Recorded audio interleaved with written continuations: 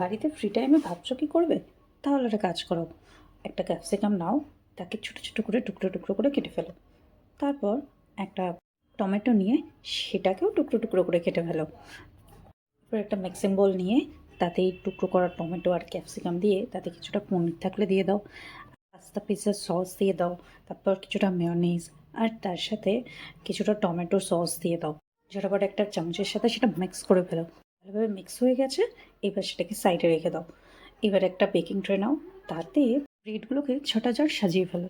এবার ব্রেডের দু পিঠে ভালোভাবে বাটার লাগিয়ে ফেলো, যেভাবে কাউকে মাখন লাগায় না, ঠিক সেইভাবে। এরপর পনির পিৎজা আর টমেটোর মিক্সটা নিয়ে ভালোভাবে ব্রেডের ওপর স্প্রেড করে দাও। এরপর ওপর থেকে মোজারেলা চিজ অথবা ব্লক চিজ থাকলে ভালোভাবে সেটাকে গ্রেট করে দাও।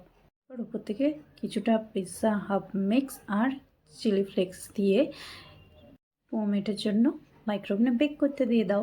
আর জানো তো, বাইরের পিৎজার থেকে বাড়ির পিৎজাটা খেতে আমার বেশি ভালো লাগে। রেডি আমাদের ব্রেড পিৎজা। জাস্ট লুকটা দেখো।